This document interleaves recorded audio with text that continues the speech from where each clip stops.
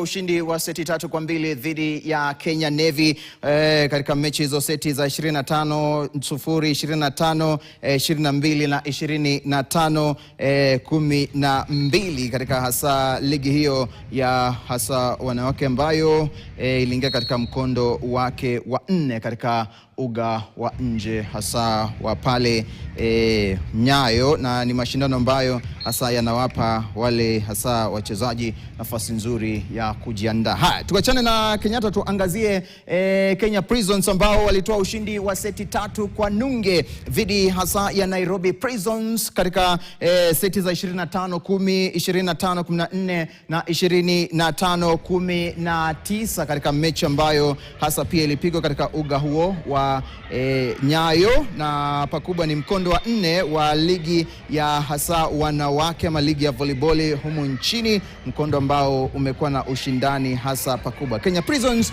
ikinasa ushindi seti 3-0 dhidi ya wenzao wana magereza Nairobi Prisons katika mechi hiyo ya kinadada ambayo imepigwa katika uwanja huo wa hasa pale Nyayo. Niangazie mechi za leo ambazo zinatarajiwa kupigwa katika uwanja huo hii leo. Basi KDF wanapiga dhidi ya DCI. Post Bank watakuwa na menyana na Kenya Pipeline, mechi ambayo itakuwa inachezwa saa 4. Post Bank na Kenya Pipeline, mechi inachezwa kuanzia saa 4, mechi ambayo imeanza sasa hivi kama sijakosea. Kenyatta University watakuwa na saka ushindi dhidi ya KCB, alafu Kenya Army wapige dhidi ya Nairobi Prisons. Nairobi Prisons wakisaka ushindi baada tu ya kwenda chini seti 3-0 dhidi ya hasa Kenya Prisons katika mechi yao ya hapo jana. Kwa hivyo ni mechi ambazo zinapigwa hii leo, mechi ya KDF, DCI, Post Bank, Kenya Pipeline, Kenyatta University, KCB,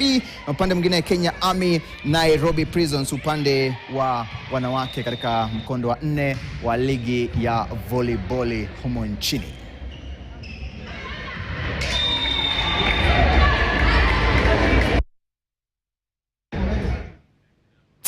Hii leo nilikwambia kwamba kwenye Zili Zala Viwanjani kila siku tunacheza